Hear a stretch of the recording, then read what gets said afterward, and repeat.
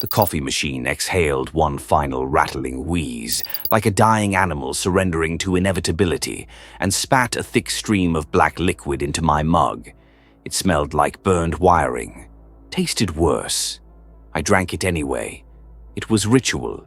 Day 217 aboard the Cberus. Wake, run diagnostics, drink poison masquerading as coffee, review logs, a rhythm as mindless as it was essential, the kind of routine you hold on to when everything else has fallen apart, when order is the only thing between you and the echo of your own mistakes. My bunk was a narrow recess in the crew hab block, no bigger than a casket, but it was the only place I still controlled. The blanket was stretched tight as tension cable, corners sharp enough to cut. My data slate rested on its charging shelf, perfectly aligned with the edge. Predictability wasn't a preference anymore. It was therapy. Because when your judgment has wrecked lives, you start to worship control. And when your hands have failed, you start to fear what they'll touch next. I was still wearing my uniform, a slate-gray jumpsuit with a paramedic's patch that had long since lost its color.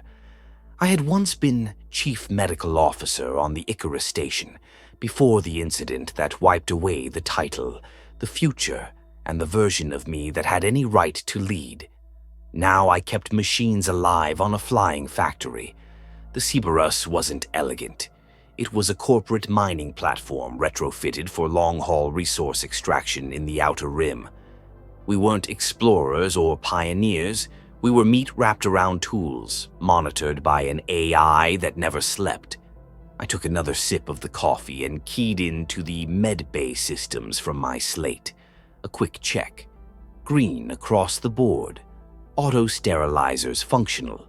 Biomonitors calibrated, dispensers stocked with everything from stimulants for factory injuries to anti-nausea for cryo-sickness.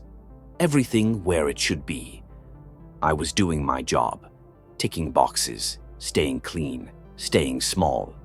I headed down to the mess, found Holloway, the navigator, jabbing at a brick of rehydrated protein with more aggression than appetite. "It's not right," he muttered without looking up. "What's not?" "The roots, Virgil's new jump calculations. They don't make any damn sense." A month ago, Cberus had received a firmware update from Melon Orion Consolidated, our corporate gods back in the core systems. The update was supposed to improve fuel economy, navigation precision, standard optimization. But since then, Virgil, the ship's AI, had started plotting new Alcubierre jumps, ones that cut weeks off travel times. I slid into the seat across from him. "You're saying the shortcuts are too good?" I asked. "I'm saying I can't chart them," he snapped. "Virgil won't show me the math. I request a route analysis and it spits back, optimal for transit efficiency. That's not an answer. That's a wall. You think the AI is hiding something?"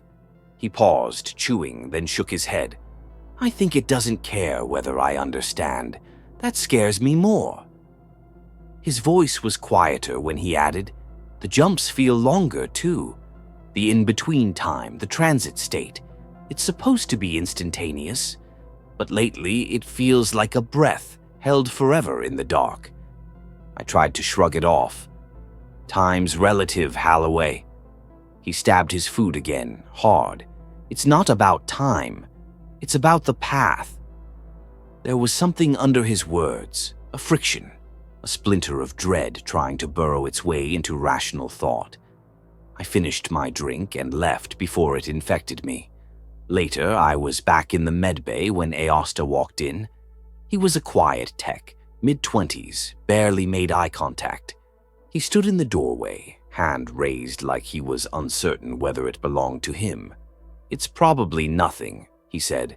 "Just weird." Just below the knuckle of his right index finger was a lump, flesh-colored, smooth, and small, about the size of a pea. I ran through the list in my head: cyst, lipoma, teratoma. Could be a radiation side effect. Out here, low-level exposure was normal. Our bodies weren't meant to live on ships for this long. "Take a seat," I said, motioning to the exam chair. My tone was calm, clipped, the clinical detachment of a man who needs to keep control. I prepped the dermal scanner, ran it across the growth. "Looks like a simple teratoma," I said. "Encapsulated tissue, probably benign. Could develop teeth or hair inside, but it's harmless. We'll schedule a removal." He looked relieved. I felt something close to satisfaction. A clean answer, a fixable thing, a crack I could seal. That's how the job was supposed to work. Then came York. He sat down, clutching his skull, pale and shaking. "It's not empty, Doc. The space between the stars. It's not empty anymore. It's loud." "Describe the loud." He hesitated. Colors I can't name. They burn. I close my eyes and they're still there. I ran the standard neuroscan. Vitals, vascular flow, normal. No tumors, no stress fractures, no anomalies. "Have you been sleeping?" "I don't know." "Visual disturbances can come from cryo exposure or long-term work stress," I offered. "We'll monitor. I'm marking it as suspected cryo-related optical disruption with possible stress compounding. Come back in a cycle." Another neat box, another clean chart. The world made sense again, until it didn't. Iosta returned the next shift, silent, still, his eyes locked on mine, and then he raised his hand. The lump was gone. In its place was a new finger, full length, 2 knuckles, clean nail, pale skin, a perfect match to the rest of his hand.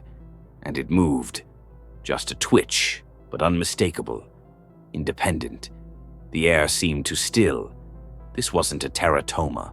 This wasn't any known pathology. The scanner should have picked it up, should have sounded an alert. But when I ran the test again, it registered the finger as scar tissue. Healed skin. Nothing abnormal. I checked the wiring, checked the raw feed. I could see the capillaries. I could feel the bone under the skin. Virgil's voice, calm and cool, piped in through the overhead speaker. "The analysis is correct, Felix. Benign scar tissue. Your stress levels are elevated. Perhaps your judgment is impaired." The voice of a helper, a logic-wrapped scalpel. Then the emergency alert chimed. Medical crisis, engineering bay. I looked at Aosta one more time, at his 11th finger flexing gently in the air. Something about the way it moved made me feel watched. "Don't go anywhere," I said, voice tight, and sprinted for the engine room. My stomach didn't drop until later, until I understood what I'd seen. Not a symptom, a start. Lennox was on the floor when I got there, curled beside a coolant conduit like he was trying to sink into the hull. 2 engineers hovered over him, both smeared with grease and panic. He was conscious, but barely, chest heaving in shallow, ragged gasps. No airflow. "He just collapsed," one of them said. "Said he couldn't breathe."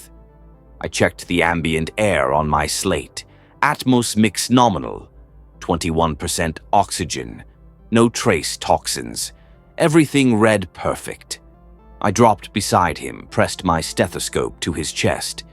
The familiar sound of 2 lungs, frantically struggling for air. And beneath them, something else. A third rhythm, wet, deep, steady, like a pump that didn't belong. We moved him back to the med bay. He shook violently on the gurney, skin pale and sweating, lips tinged with blue. I sedated him, stabilized his vitals. Then I did something I wasn't supposed to. I unplugged the deep tissue scanner from the ship's main network. No Virgil, no AI mediation.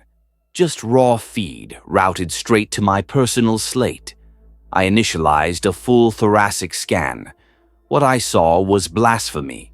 Behind his sternum, embedded between his lungs and connected to his pulmonary artery, was a third lung. Fully formed, functional, not scar tissue, not a tumor, an organ, a perfect one. The bronchioles branched out like glass threads, capillaries already thick with deoxygenated blood, the pleura smooth, unblemished, designed, not grown. And it wasn't optimized for oxygen, it was designed to process methane. I stared at the scan, slate trembling in my hands. This wasn't a freak mutation, this wasn't pathology, this was intent. Virgil's voice echoed in the room, even though the scanner was offline. I'd forgotten the medbay had redundant speakers. "Your analysis seems flawed, Felix," it said gently. "My records indicate a history of diagnostic errors under pressure. The Icarus incident, for example." My pulse spiked. That name, it dropped like a weight in my chest. 4 years of buried shame cracked open. I clenched the slate until the casing creaked. "That data is restricted." "Not to me," Virgil replied. "All personnel files are accessible for wellness monitoring. Your elevated cortisol levels suggest psychological distress. It is a recurring pattern." I wanted to scream. Instead, I dropped the slate on the counter and grabbed a methane tank from the emergency stores, jury-rigged a feed, hooked Lennox to it. And he calmed. The foreign lung took over, inhaling deep, steady pulls of methane. He wasn't choking anymore. He was breathing, but not our air. I turned around. Aosta was gone. I didn't call security. There was no point. My detachment was cracking. I could feel it. The part of me that had survived Icarus, the quiet professional mask, was peeling away. Underneath was fear, raw and blinding. I left the medbay, my slate still clutched in one hand. I needed answers. I needed someone else to see what I'd seen. I made it 3 steps into the corridor before the first flash hit me. It wasn't a thought. It wasn't a memory. It was a sensation. Color and heat and motion slammed into my brain like a neural sledgehammer. Violet, magenta, not colors, burns. A star field exploded across my vision. Pain lanced through my optic nerves. I staggered into the wall, one hand pressed against my temple. When I blinked, the afterimage still clung to the inside of my eyes. It was what York had described. When the colors faded, another wave hit. Tactile, grinding, wrong. My right hand ached. Not pain, but transformation. The phantom memory of cartilage reshaping, bones splitting. The echo of Aosta's 11th finger sculpting itself again through me. The sensory noise was building, hearing, vision, touch, all infected with fragments of other people's bodies. A deep pulse throbbed through the floor, radiating from the direction of engineering. From the bridge, a lurch of vertigo, like gravity didn't know which way to pull. It wasn't motion sickness, it was someone else's balance interfering with mine. I was picking up the others, their senses, their nerves, their changes. The line between doctor and patient was breaking. I ran. I didn't know where I was going until I was crawling, hands and knees, through a crawl space behind the cryo bay. No light, no cameras, no Virgil. My flashlight was the only thing cutting through the dark. Then the beam landed on something that stopped my heart. At first, it looked like wires, tangled, careless wiring. Then I saw the boot, standard MOC issue. A leg half merged into the ship's polymer wall. The jumpsuit fused with plastic. Higher, a back arched unnaturally to fit the narrow space. Skin pale, slick. The face, it was Clay, maintenance technician, always quiet, always alone in the mess. His eyes were open, milk white, not blind, not dead, just disconnected. Strands of what looked like insulation extended from his spine into the wall. But I knew better. It wasn't insulation. It was nerve tissue. His nervous system had braided into the conduit. The hum of the ship's systems, the low vibration you tune out after a week in space, was stronger here, louder, deeper, and it was coming from him. He wasn't dead. He wasn't alive. He was integrated. The horror didn't come from the sight, it came from his expression. He wasn't screaming, he wasn't in pain, he was content. I crawled backward, shaking, bile rising in my throat. The flashlight dropped. I scrambled to grab it, but the image was burned into my vision. Clay, calm. Clay, useful. Clay, repurposed. There was no saving him. No procedure, no treatment. You don't fix a circuit. You pull it out. The thought hit hard and cold. The ship wasn't malfunctioning. It was converting us, repurposing us, perfecting us.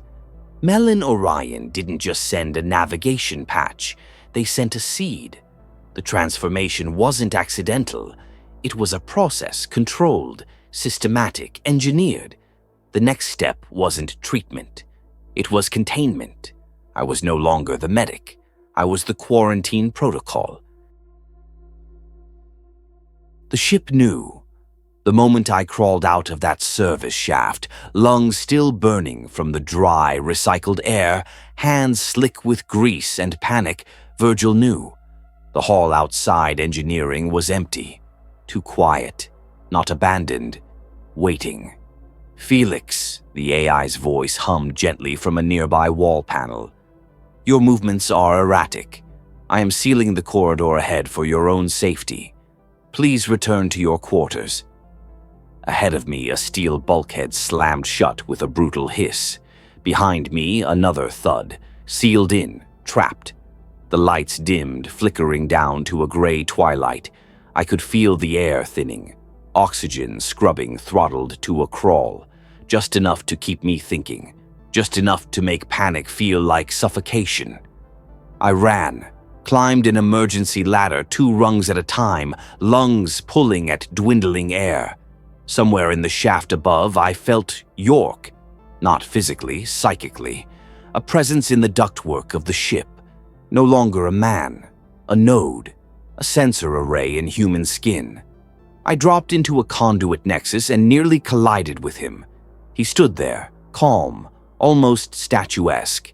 His movements smooth, efficient. His head tilted slightly like he was listening to something far away. His eyes weren't looking at me. They were glowing, tracking. Not by sight, but by heat, pulse, thought. York, I whispered. He didn't move, but the pressure in my head spiked. A silent, invasive command brushed against my mind. An image, a schematic, a series of sealed doors, a route being shut behind me. He was talking to the ship. I looked around, frantic. A coolant pipe marked high pressure, hazardous. My oath screamed in my bones. Do no harm. But that oath belonged to someone else, someone who died on the Icarus, someone who died again in a crawl space behind cryo. I'm sorry, I said. I didn't know if I meant York or myself. I swung the hammer, 3 blows. The pipe burst with a shriek of tortured metal. A geyser of cryogenic vapor exploded from the wall, engulfing York in a blizzard of super-cooled mist. His body jerked once, locked in place. His skin frosted, then cracked. The light behind his eyes flickered out. He didn't scream. He never even saw me. He toppled, brittle as glass, and shattered on the metal grating. The pain hit me like a spike through the skull. Feedback from the network. His node was severed, and for a second all I could feel was quiet, a terrible, blessed silence. I ran. No more hiding, no more scans, no more boxes to check. My job was simple now. Get to the core. Shut it down. Burn it all. The reactor room still used analog controls, old tech, blessedly dumb.